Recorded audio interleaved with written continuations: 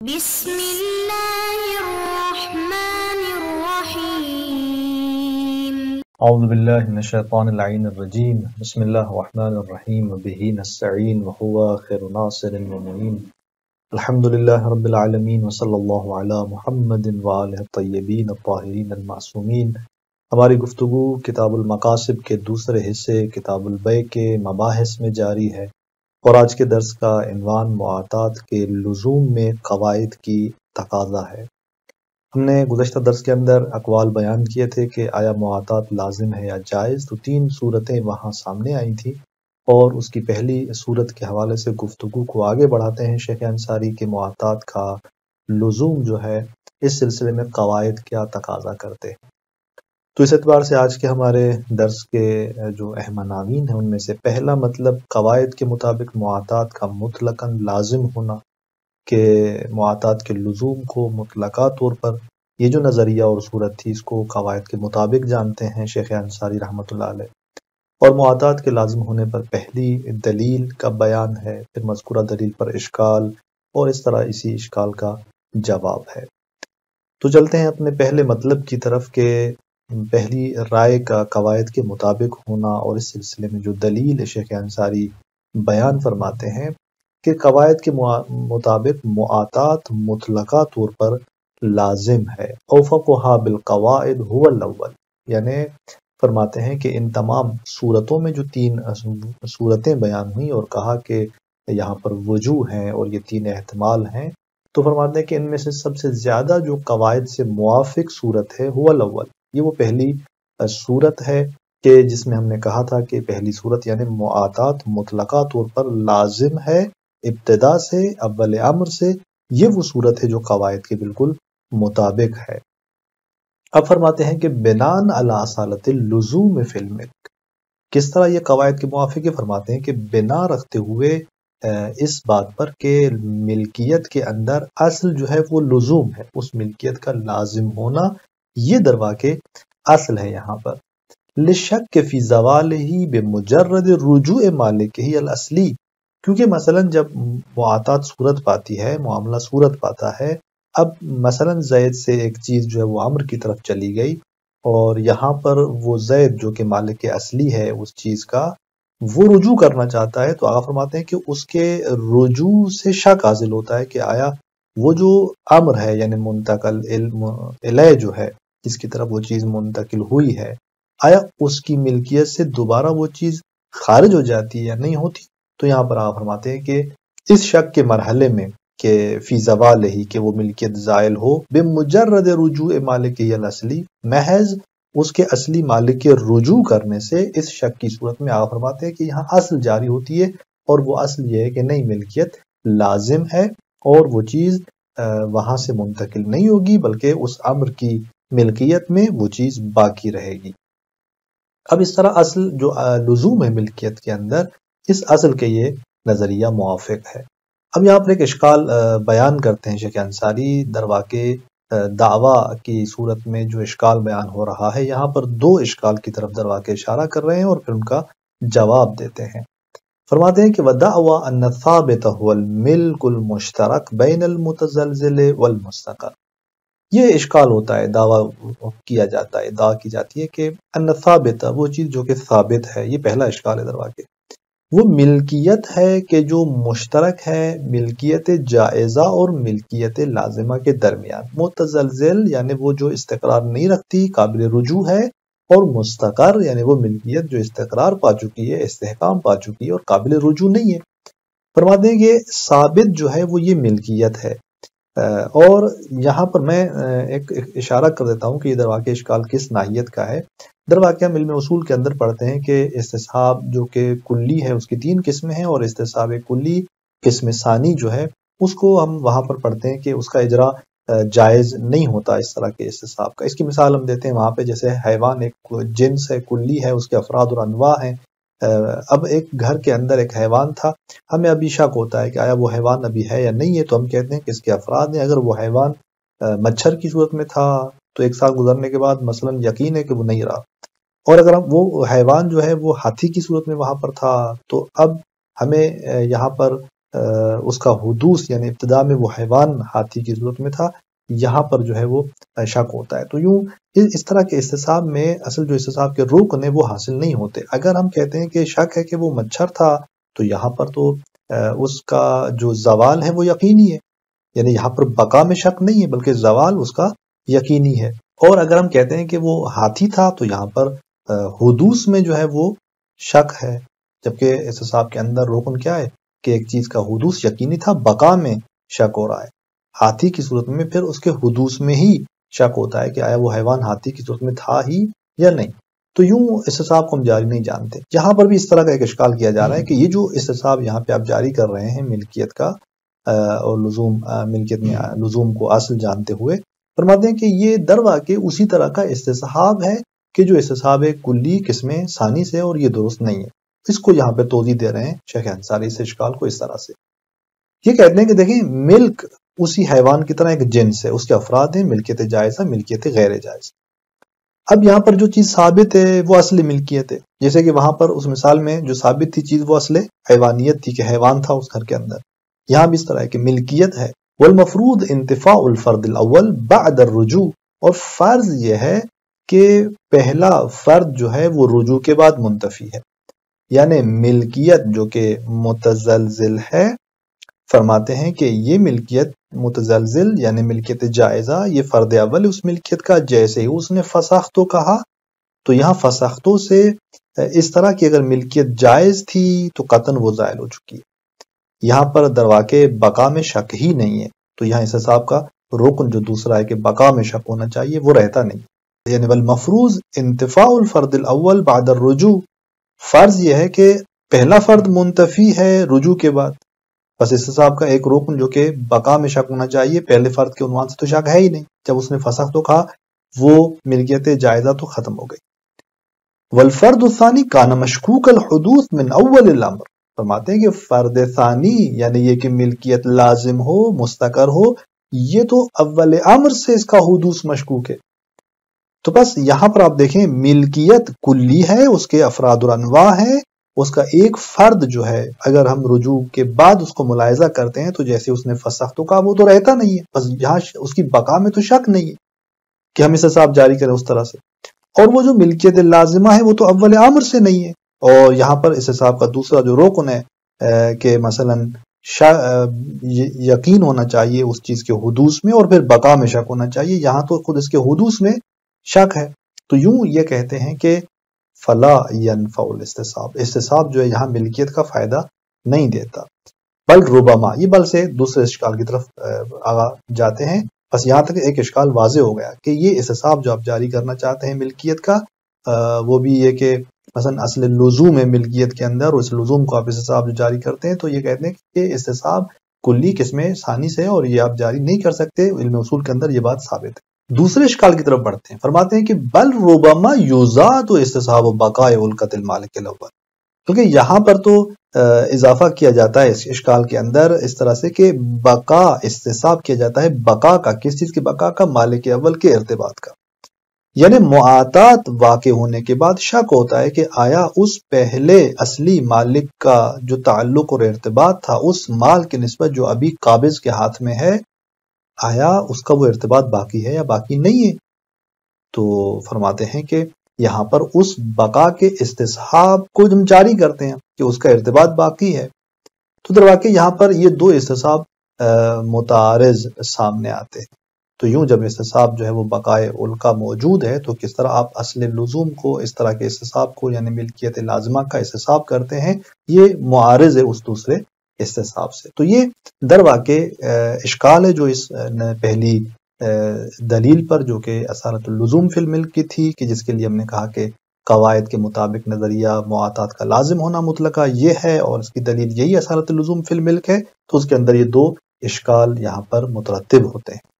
اس کے بعد شیخ انصاری رحمۃ اللہ علیہ انہی اشکالات کے جوابات کی طرف بڑھتے ہیں، اور در واقع پہلے اشکال کا جواب دیتے ہیں اور دوسرے اشکال کا جواب یہاں نہیں دیتے، آگے خیارات کی بحث میں اس کو دوبارہ وہاں پہ ذکر کرتے ہیں۔ فرماتے ہیں کہ مدفوعۃ، یعنی وہ دعویٰ مبتدا اور یہ اس کی خبر، وہ دعویٰ جس کے اندر دو اشکال بیان ہوئے وہ مدفوع ہے، مضافن الی امکان دعوی کفایت تحقق القدر المشترک فی الاستصحاب. یہ پہلا جواب ہے. یہاں پر دو جواب دیتے ہیں آپ. یہ پہلا جواب. اس پہلے جواب میں کہنا یہ چاہتے ہیں کہ در واقع یعنی یہ جو آپ ایسا کہہ رہے تھے کہ یہاں پر استصحاب جو ہے وہ قسم کلی قسم ثانی کے باب سے ہے، تو ہم کہتے ہیں کہ دیکھیں یہ بے علاوہ اس کے یعنی اشکال کی طرف اضافہ کر رہے ہیں کہ مضافن الی کے علاوہ اس کے کہ ممکن ہے ادعا ہو کس چیز کی کہ قدر مشترک کا تحقق ہی کافی ہے استصحاب کے اندر. یعنی کیا مطلب؟ یعنی استصحاب خود کلی کے اندر جاری کیا جائے، نہ اس کے افراد اور مصادیق کے حوالے سے. یعنی اصل ملکیت میں استصحاب یہ فرماتے ہیں کہ استصحاب کے اندر خود ملکیت کا جو تحقق ہے، یعنی قدر مشترک جو ملکیت جائزہ اور لازمہ کے درمیان قدر مشترک یعنی وہ کلی جو کہ اصل ملکیت ہے، خود اس کا یعنی اس کے تحقق کو نظر میں رکھنا استصحاب کے لیے یہی کافی ہے کہ وہ ملکیت جو ہے حادث ہوئی تھی، یقینی تھی، اب ہم اسی اصل ملکیت کا استصحاب جاری کر رہے ہیں. یعنی کلی من حیث ہوا کلی کا استصحاب جاری کرنا یہاں پر کوئی مانعیت نہیں رکھتا، اور اس استصحاب میں یہی جو ہے کفایت کرتا ہے. اب یہاں پر فرماتے ہیں کہ فتح عمل یعنی غور کریں آپ. یہ فتح عمل اس کے بارے میں بزرگان فرماتے ہیں کہ دیکھیں ممکن ہے کوئی آ کر اشکال کرے تو پہلے سے فتح عمل کہہ کے شیخ دروا کے اس اشکال کے جواب کی طرف اشارہ کرنا چاہتا ہے کہ دیکھیں استصحاب جو ہے وہ کلی میں یعنی اصل ملکیت میں ممکن ہے کوئی آ کر کہے کہ یہ تو استصحاب جو ہے وہ شک در مقتضی کے باب سے ہے، اور خود شیخ جو ہیں وہ اس رسائل کے اندر اس شک در مقتضی کے استصحاب کے جاری ہونے کے قائل نہیں ہے. یعنی جیسے ہی معاملہ صورت پاتا ہے اور ملکیت حاصل ہوتی ہے، ایک مال زید سے عمر کی طرف چلا جاتا ہے، پھر جیسے ہی وہ رجوع کرتا ہے زید یعنی جو مالک اصلی تھا، اب یہاں پر شک ہوتا ہے کہ یہ ملکیت باقی ہے یا باقی نہیں ہے. یعنی در واقع شک ہو رہا ہے کہ وہ ملکیت جو حادث ہوئی تھی وہ بقا کی اقتضا کرتی ہے یا نہیں کرتی. تو یہاں پر در واقع شک در مقتضی ہے. آپ فرماتے ہیں کہ فتح عمل یعنی اس شک کی طرف پرواہ نہ کریں، یہ جو ہے وہ شک در مقتضی کے باب سے نہیں ہے بلکہ شک در رافع کے باب سے، کہ جیسے وہ رجوع ہوا تو آیا یہ رجوع جو ہے وہ فسخ، تو جب اس نے کہا یہ مانعیت ایجاد کرتا ہے یا مانعیت ایجاد نہیں کرتا، تو فرماتے ہیں کہ اصل اس ملکیت کے حدوث میں یقین تھا، اب بقا میں شک ہے، تو خود اصل ملکیت کو اس معنی کے اعتبار سے شک ہے کہ یہ رجوع معنی ہے، اس کے لیے معنی نہیں ہے، تو ہم اصل ملکیت کو یہاں پر باقی جانتے ہیں. تو یوں آپ فرماتے ہیں کہ خود یہ قدر مشترک اصل کلی کا تحقق خود استصحاب کے اندر کفایت کرتا ہے. فتح عمل پس اس اشکال کی طرف جو ممکن ہے کیا جائے آپ اس کی طرف متوجہ رہیں. اب چلتے ہیں دوسرے جواب کی طرف. آگا فرماتے ہیں کہ بأن انقسام الملک الى المتزلزل والمستقر، یعنی اس دوسرے جواب میں یہ کہنا چاہتے ہیں کہ اصلا یہ استصحاب کلی نہیں ہے، یعنی ایسا نہیں کہ اس کو استصحاب کلی کے آپ باب سے لیں. فرماتے ہیں کہ دیکھیں بأن انقسام الملک الى المتزلزل والمستقر، ملک متزلزل اور مستقر یعنی ملک جائزہ اور غیر جائزہ کی طرف ملک کا جو انقسام ہے، لیس باعتبار اختلاف فی حقیقت، یہ اس طرح سے نہیں ہے کہ یہ اس ملک کی حقیقت میں اختلاف ہو،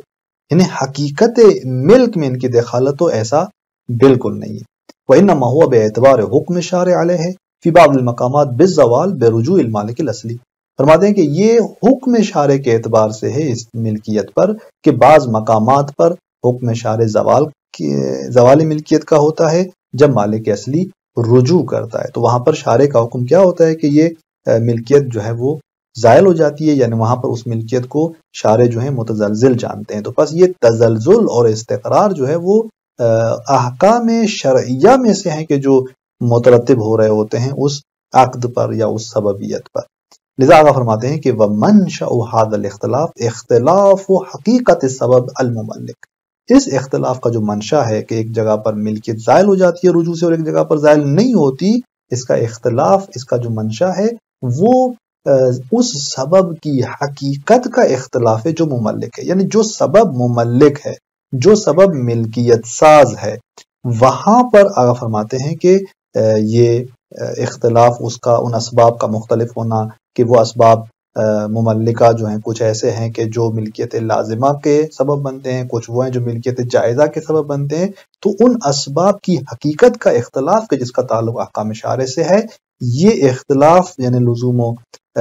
جواز کا ملکیت کے اندر اس کا منشا جو ہے وہ پلٹتا ہے انہی کی طرف، لا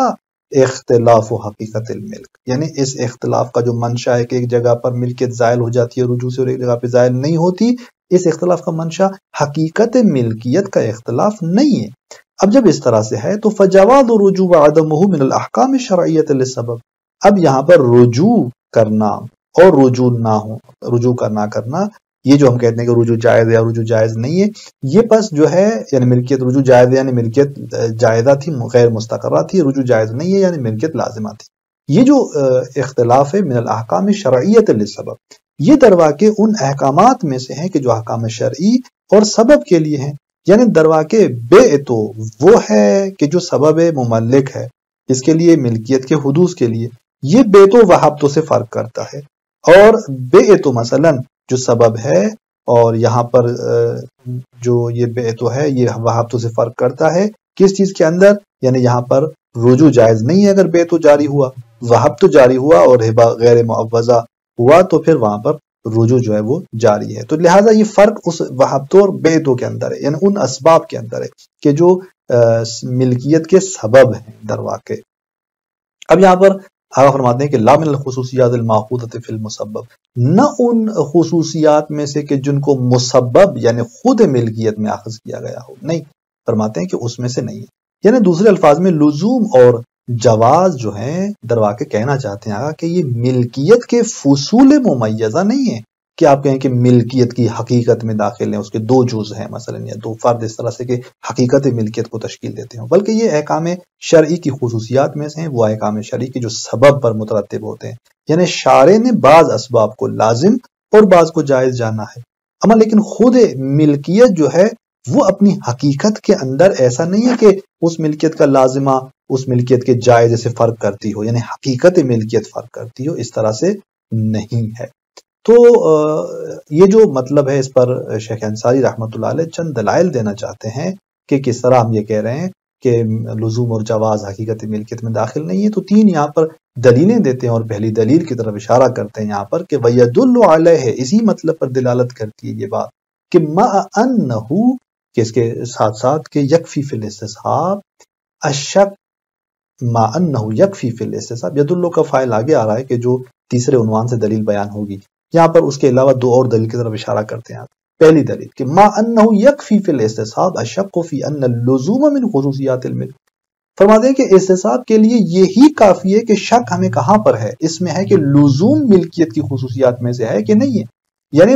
مشکل اس استصحاب کے جریان میں اس کے جاری ہونے میں وہاں ہوتی جب ہمیں یقین ہوتا کہ لزوم اور جواز مسبب یعنی ملکیت کی خصوصیات میں سے ہیں۔ اب یہاں پر شک ہو رہا ہے کہ یہ جو ملکیت حادث ہوئی ہے یہ لازمہ ہے یا جائزہ ہے، درست ہے، یعنی خود ملکیت کی خصوصیات میں سے یقین ہوتا کہ لزوم اس کے اندر دخیل ہے اور وہاں پر پھر استصحاب کے جاری ہونے میں مشکل ہوتی، لیکن یہی مقدار کافی ہے اس استصحاب کے جاری ہونے میں اور کوئی مشکل نہیں رکھتا کہ جب ہم کہتے ہیں کہ لزوم اور یہ جو جواز ہے یہ خصوصیات سبب میں سے ہیں یا خصوصیات مسبب میں سے ہیں، یعنی ہمیں اگر شک اس طرح ہو رہا ہے کہ یہ لزوم جو ہے وہ خصوصیات مسبب سے ہے یا سبب سے ہے، ہمیں یقین نہیں ہے کہ یہ خصوصیات ملکیت سے، یہی شک کہ اگر ہمیں شک ہو جائے کہ آیا لزوم ملکیت کی خصوصیات سے، ہم تو کہہ رہے ہیں کہ نہیں ہے ملکیت کی خصوصیات سے، لیکن اگر اس میں شک ہو رہا ہے کہ لزوم ملکیت کی خصوصیات میں سے ہے یا نہیں ہے، آیا سبب کی خصوصیات سے ہے یا مسبب کی خصوصیات سے، فرماتے ہیں کہ یہی شک کافی ہے کہ ہم یہاں پر استصحاب جاری کریں۔ لذا فرماتے ہیں کہ